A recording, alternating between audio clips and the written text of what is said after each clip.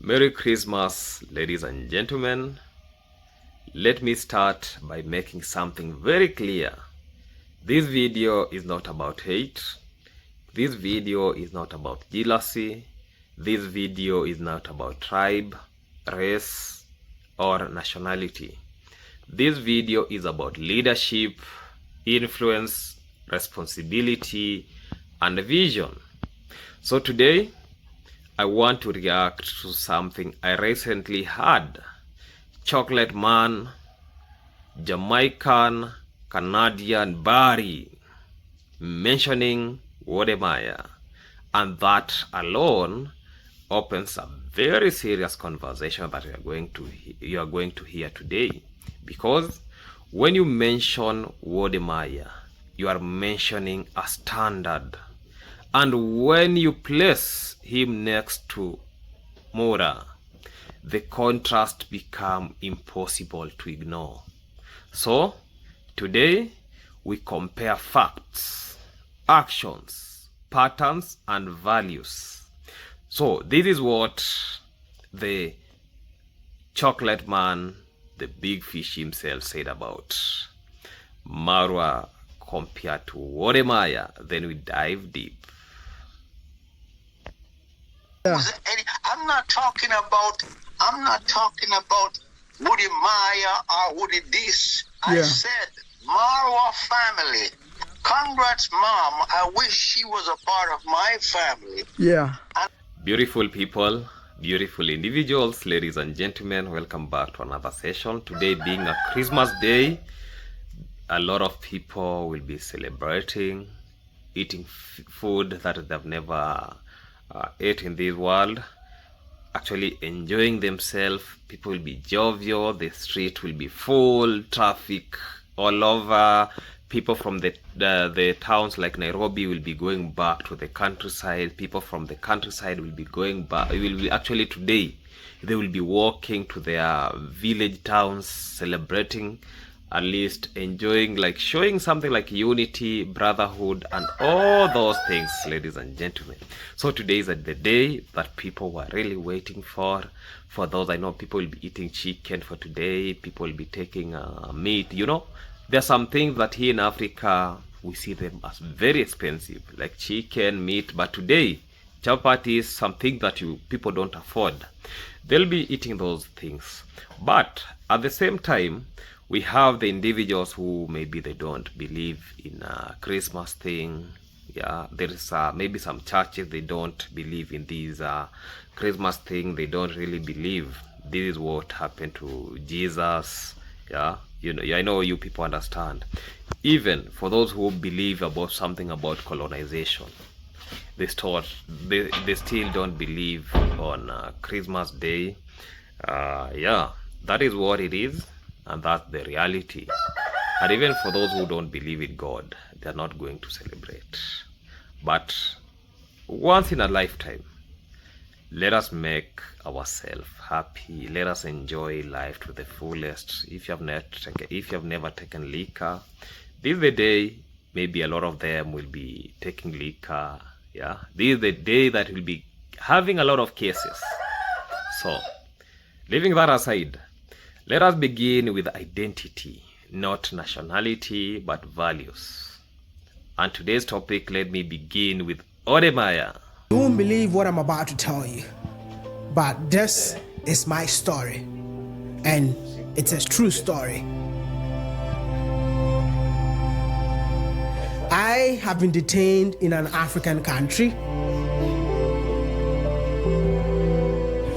I don't know whether to laugh, smile, or cry, or feel, angry. So Wode is a proud Ghanaian, yeah? We call it Ghanaian or a Ghanaian. So married to Kenyan woman. Welcome back to the channel. My name is Wode. My name is Miss Trudy. I'm Miss Trudy's husband. He's Ghanaian. And she's from Kilimanjaro. From Kenya. Called Miss Trudy. Lives African unity, not just talking about it. builds Pan-African identity through action. This marriage alone is symbolic. It sends a message of African is one family. On the other hand, we have Marwa. My name is Marwa. I'm a Kenyan YouTuber. I travel around the world showcasing people different cultures and my just travel adventures. Sometimes I do inspirational videos, building. I do construction, I love building. A Kenyan publicly obsessed with dating only white women. So Rocio, for this video, let's make it clear how we met. Actually, today's title will be How We Met. How we met. Because maybe somebody did not see that part of the video. You wanna talk up for this? How we met. How we met. Repeatedly weaponizes race for attention, creates an us versus them narrative. This is not about who someone dates. It is about how they frame it. Wode never uses his marriage to demean Africans. Marwa reportedly uses a relationship to elevate himself above his own people. That is the first difference. Let me hope that Chocolate Man is hearing this. Let us talk about unity versus division. Goal is to travel to every African nation in the world. I said it. If you are black looking like me, living out of Africa, know that you are African. Wode model, Wode content philosophy is simple. Let Africans see themselves as powerful. It travels across Africa, highlights entrepreneurs, connects cultures, bring Africans together. He does not ask, are you my supporter? He asks, are you African? When you come back to Marwa's model, Marwa operates differently, center himself as the authority, label people as enemies, expect loyalty without independence, punishes those who think differently. This is not leadership. This is cult style influence. A leader builds strong people. A manipulator builds defendants and followers. Let us talk facts, not emotional. Wode global reach. Wode has met prime ministers. I'm good. Good to see you. Good to see you. Watching your stuff, I'm sorry I couldn't meet with you on your last trip, no? And it's good that you actually made the time to meet me this time around. Yeah. It's really a pleasure. Presidents. How many likes for His Excellency, man? 2 million, guys. 2 million. Global billionaires. I believe that dream is finally coming to pass. The dream of shaking the hands of the richest man in Africa. Yes. I've been looking for you for years. Now you have me, baby. Now I have you. This is like a dream come true. Oh. Yeah. Head of state, world economic influencers. Not by begging, not by drama, but by positioning, respect, strategy, and storytelling. Every meeting is a segue. One interview leads to another. One door opens to 10 more. African image improves globally. This is soft power. When you come back to Marwa's exposure, Marwa remains stuck in one village, recycling the same drama, fighting for my allies. Police had to come through and all these things. And then I realized that even the land he was about to sell to my sister, Nico Buddha and Mayugno had secretly bought the land. Secretly, guys, secretly. Burning bridges repeatedly, and when he travels, this is something that he does. I love your kiss, so good. Looking for beautiful wives, beautiful girlfriends, then making party after party. And this park is very famous because of the nightlife. People there really party really hard, crazily hard. It's the best of the best in terms of partying. So influence that does not expand becomes toxic. That is what I can say.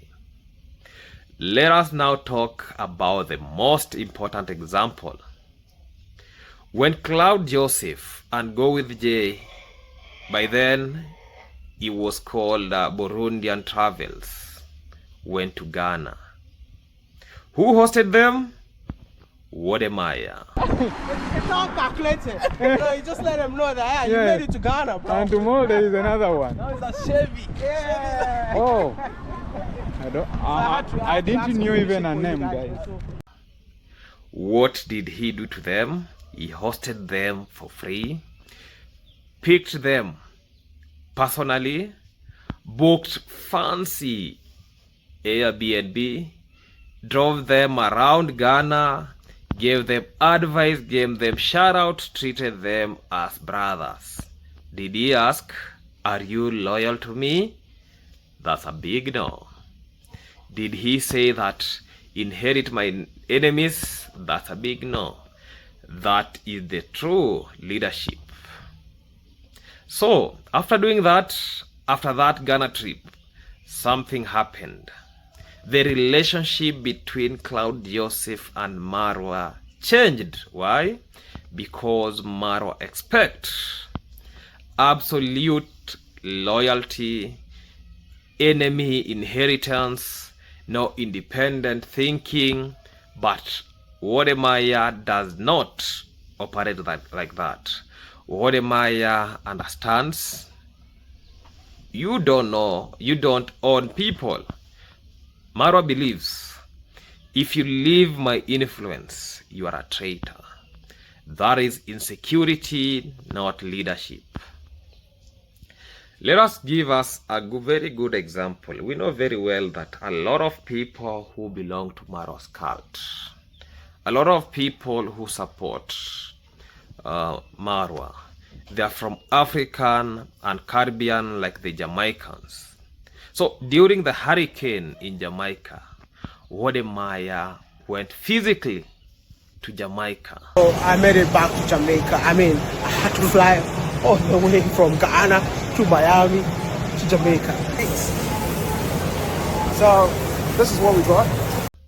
2 gifts showed empathy, represented African positively, but Marwa stayed in his villa, begged supporters online, turned tragedy into content, weaponized sympathy. So one responded with action, that is Wode.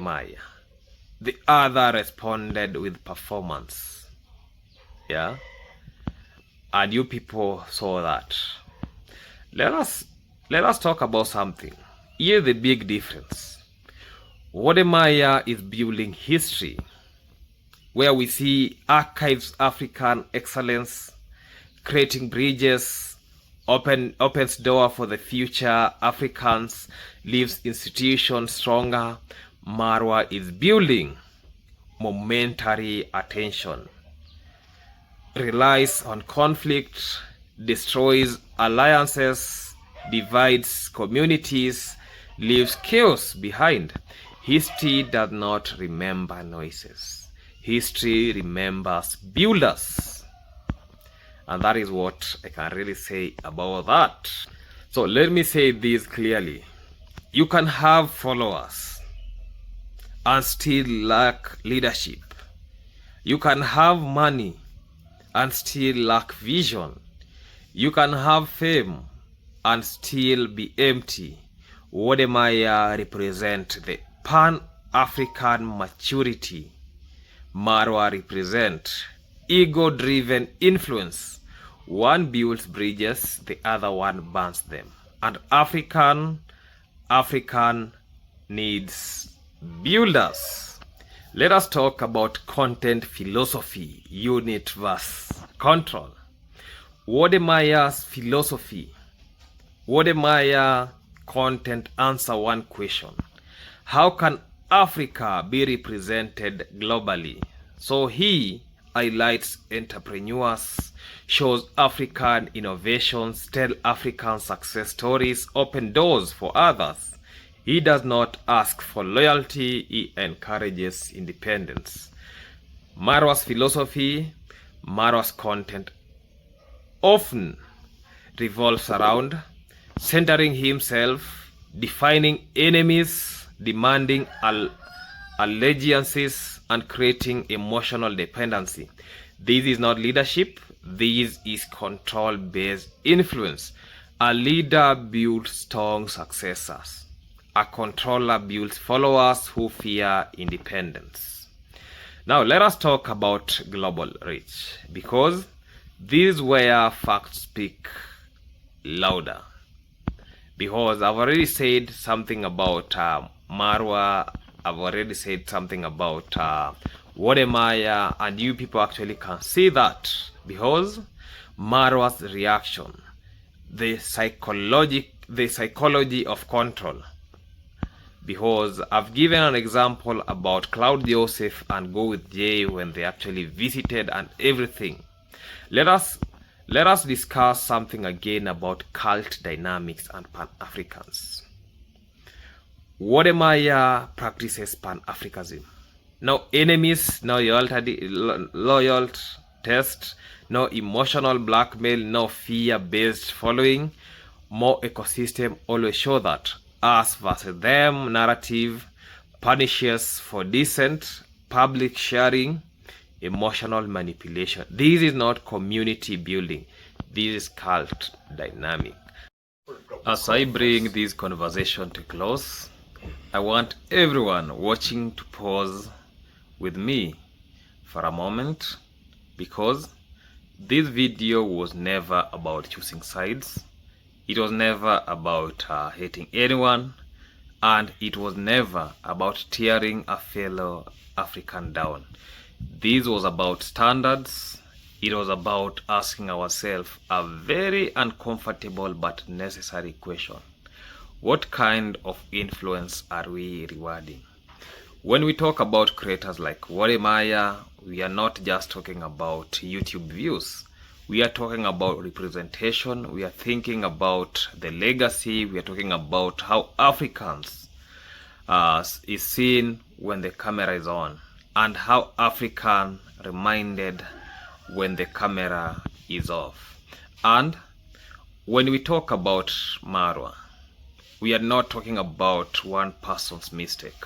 We are not talking about a pattern of influence built on emotion rather than vision, on loyalty rather than leadership, on reaction rather than direction. Let me say this clearly. You can be loud and still be empty. You can be famous and still be lost. You can have supporters and still lack purpose. True power is quiet, true leadership is uncomfortable, and true influence does not need to be threatened, because people exist.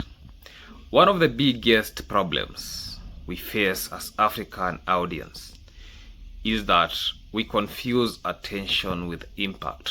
Drama gives attention, conflict gives views, division gives quick engagement, but none of those things build the nation. None of those things open doors for the next generation, and none of those things survive time. History does not archive in live streams, history archives builders. This is why some people get invited into rooms with president, while others remain trapped in cycles of explanation, anger, and defense. Not because one is superior as a human being, not because one chooses vision over ego. And this is the part of many people don't like to hear. No one owns another human being. No one owns loyalty. No one owns gratitude forever. If you help someone grow and they grow beyond you, that is not betrayal, that is success. But if your system collapses the moment someone thinks independently, then it was never leadership, it was control. Africa does not need more people shouting that they are kings. Africa needs people who are comfortable planting trees, who actually shed they may never sit under. This video was not made to challenge us, but most importantly, it was made to challenge us as audiences, because creators will only become what audiences reward. If we reward chaos, we will get chaos. If we reward humiliation, we will get humiliation. If we reward division, we will get division. If we reward dignity, if we reward growth, if we reward bridge building, then African digital space becomes very powerful. So, as you leave this video, I ask you not to pick a side, but to pick a principle. Ask yourself, does this content build or destroy?